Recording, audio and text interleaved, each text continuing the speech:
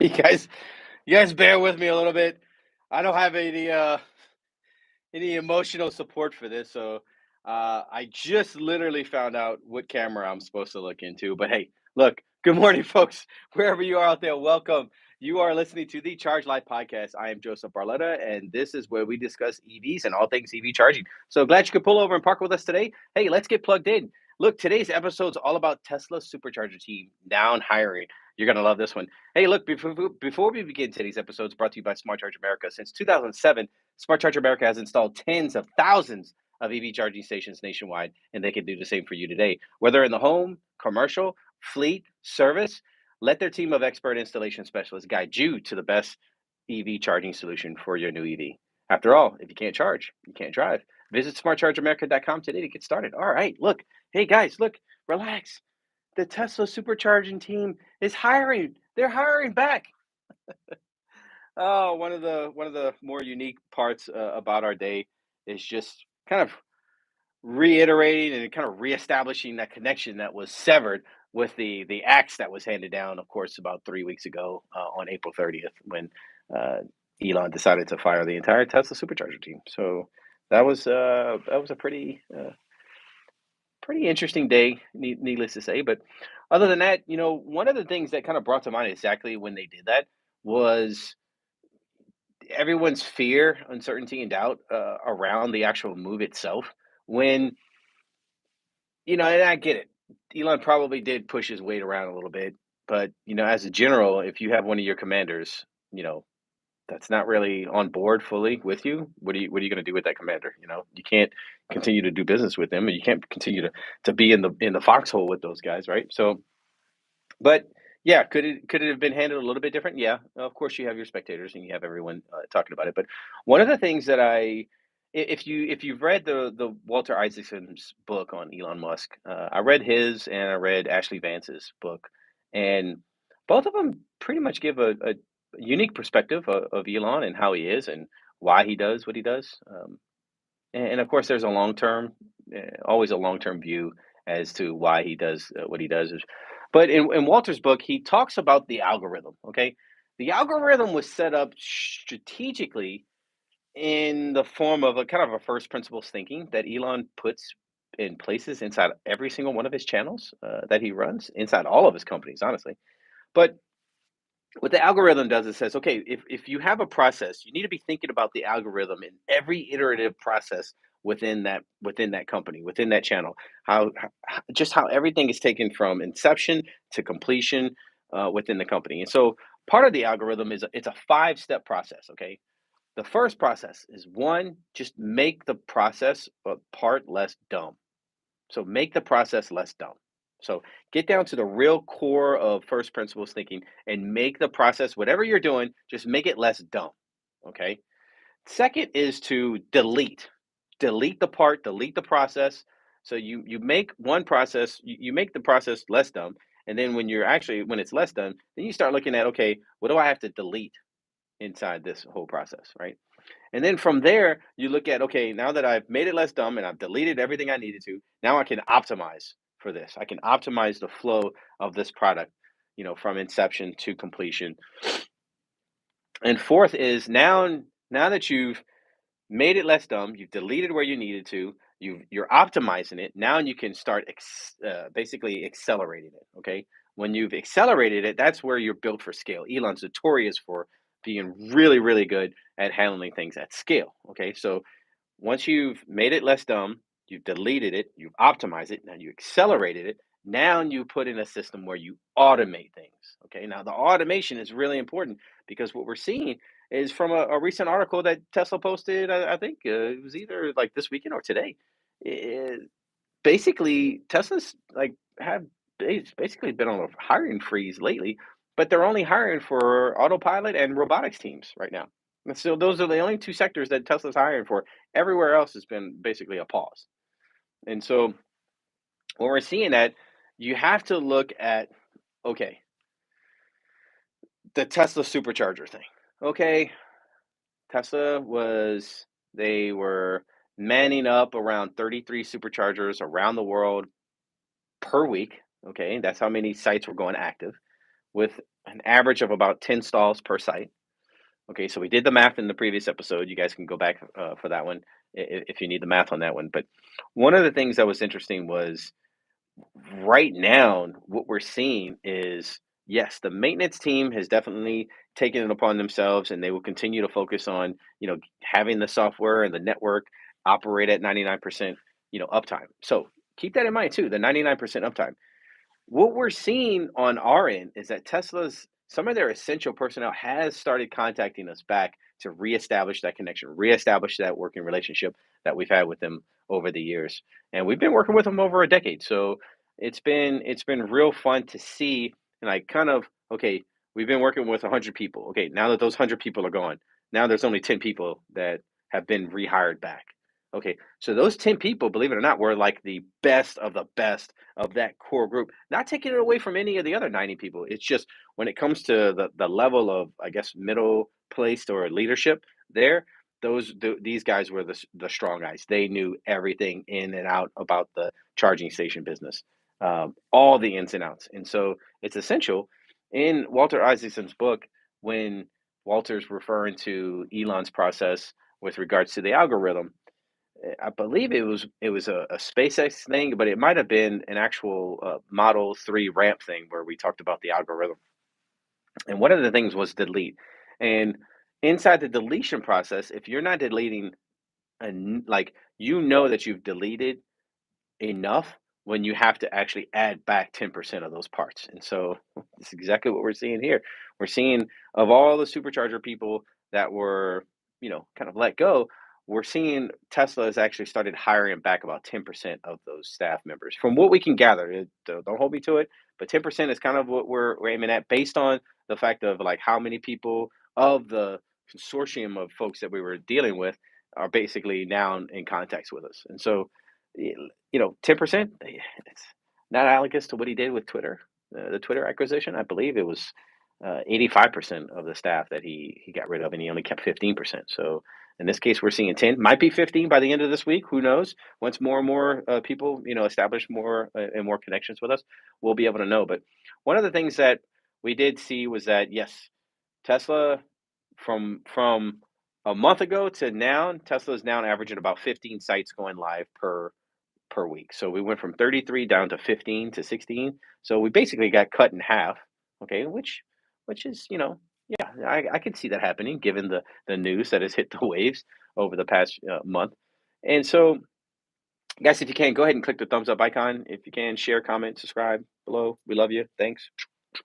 As far as you know, we're seeing that only essential personnel that were involved in this process on a higher level are basically coming back to, in my opinion, protect the integrity of the channel. And but we're not seeing anything with regards to like construction, like the guys that were in the construction phase from like the ground up, starting and initiating, basically the construction leads, the construction managers, the deployment managers. We're seeing more deployment managers coming out, and I think that's a play on Tesla's end to where they don't want to be known as a construction company. I think you can have some of these deployment managers and your construction managers there or your project managers there. But as far as actually needing to take even more and more sites online, I think that's going to be a tall tale because we talked about earlier. What happens when you've literally blanketed the US with 20 to 30,000 charging sites all across, 20, 30,000 charging ports all across the US, okay? And you've well saturated yourself to the point where you're making it very, very easy for people to lily pad from one location to another.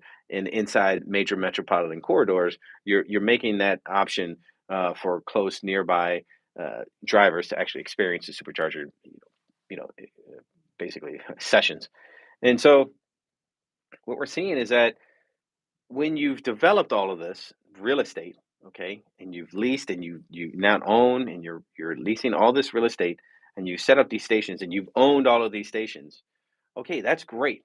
And that's going to be able to supply support, enough support between your customers and whatever robotaxi network you plan on covering up, and we'll talk about this later. But overall, once you have that saturation there and reached a point where you're pretty comfortable with, and it's really good for the industry, yeah, the industry can do more, but you're pretty good at it. You're pretty good with it.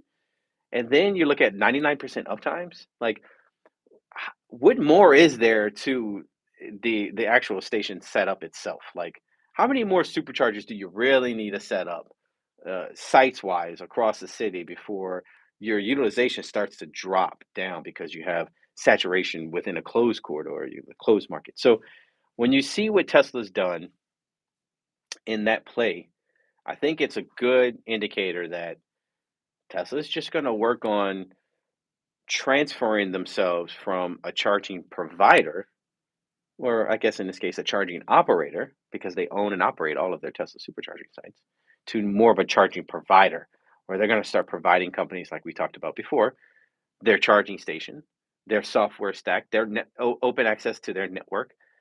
And we've already seen OCPP compliant charging station systems out in Europe. It's only a matter of time before we actually see some of that being opened up to some of the larger commercial venues and commercial companies that actually want to operate themselves as a charging operator, and have Tesla just look at it as the charging provider play. Look at how ChargePoint operates on the open market. They don't own any of the charging stations that they have in the marketplace. They simply provide the charging equipment to the owner, and the owner at that point is wanting to get into or offer their customers or get into the charging station realm as the charging operator, right? So that's what we really see going on. Our value conclusion from this is that yes, Tesla is hiring back some of the charging team. What we're seeing is, of course, essential personnel coming back to protect, in my opinion, the integrity of the channel, because you can't just flat out leave everything open ended where it was. So this is good to finalize the existing projects to completion, and to continue to utilize and maximize the utilization for each site. So I think with the reassessment of the people that are currently there, they're going to finish out a lot of these projects, bring them to completion, and then they're going to start really carefully assessing a lot of these sites and figuring out what all it's going to take for us to be able to add maybe 10, maybe 20 more charging systems, stalls at these sites. And if it's possible, then let's go in and engage with another maybe revised site host agreement where we're electing to lease out a few more parking spaces. I think they're going to be able to do those in some of the more wide open areas where parking is readily available. They're just Tesla's just going to say, hey, do you mind if we take 10 more of these stalls? We're just going to add 10 more stations and rock and roll from there. So yeah, I mean, like I said, once you've reached a pretty good normalized saturation point and your uptime is 99%, I mean, do you really need to continue at the pace that you've been doing with construction? Especially if you're looking at, you know, with all the heavy winds that are, I guess you call it headwinds, that are basically lifting off, heavy, heavy, heavy headwinds that are lifting off in the industry to subsidize other businesses, other entities to become charging operators. I think it's a no-brainer. I mean, you look at the NEVI funds and what they're producing. Yeah, ChargePoint. I mean, right now what we see is that Tesla, they are kind of a combination of make of about, I believe the it was like 70% or 60% or something like that of all NEVI funds are currently being awarded to Tesla superchargers, because they're so competitive and they meet all the requirements plus more. They're basically out applying. They're out applying the other charging operators that are trying to come into the mix and play in the game. And so, yeah, that's what we're seeing from state by state on the infrastructure play for the NEVI funds. But overall, I think it's a really good job that Tesla's pivoting. Hopefully they're pivoting from a charging operator to a charging provider. Now, keep in mind, I'm just saying from this point or maybe from 2025 going forward, it doesn't mean that they're not gonna continue to be a charging operator. I think they will continue to be a charging operator, but I think that they're gonna start focusing on some of these charging sites with their autonomous vehicle program, the Robotaxi, the Cybercab, whatever you want to call it. I think they're really going to start focusing on those efforts on possibly even locking in some of those sites to be exclusive to the Robotaxi network, to make sure that no matter what they're doing, they know exactly how to time those cabs coming in, boom, out, in, out, and just constantly on a rotation because they have the computers, they have the algorithms, they could easily do it. It's a no-brainer. Yeah, so what if one of the cars are waiting for 10 minutes while the others are charging, hitting their optimal optimal chargers, boom, hitting out, going out, doing more and more rides, more and more rides. I think that's what you're going to see. You're going to see a lot of these sites. The construction crew, the current essential personnel crew that's running the supercharger team, we're hoping that they're going to take those choice few selected and really expand for the rest of the Ford and Rivian and Hyundai and the rest of the market plus Tesla. But then I think Tesla's going to start taking earmarking a couple of these really distinctive supercharging sites all across the city, and they're going to start making those basically, in my opinion, wireless charging sites. I don't think it's going to be advantageous to have a Optimus robot, on site sitting there plugging Teslas in.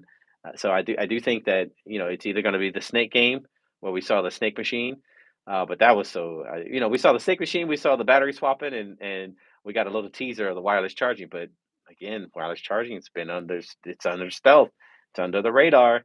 We know where our adoption policy is. We're going straight to wireless charging. Everything's going to move to wireless charging, but the vehicles have themselves have to be built with it. And we got the first indication that the vehicle was being built with when we saw inductive charging, which is wireless charging, coming on the Cybertruck. So more of that to come. Look, our next episode later this week will feature the Tesla Powerwall 3 comparison to the Tesla Power Share feature that's actually in the Cybertruck. We're going to do a follow-up of our last video on that. We got some really good audience feedback and some questions, and so we're hoping to clear things up a little bit more for us on that end, so stay tuned. Definitely thank you so much to our listeners and subscribers today for your time. Look, we can't do this episode without you. I love you guys, and sincerely, it really is a pleasure, and I can't really show as much appreciation as I really hope to, live on the camera. We simply can't do this without you, so we definitely appreciate it. Go ahead and click the thumbs up icon if you can. Share, comment, subscribe to our channel if you think we earned it. And again, guys, look, thanks again for charging up with us today. Keep in mind, you can always find us at smartchargeramerica.com. And remember, folks, if you can't charge, you can't drive. We'll see you next time. Cheers.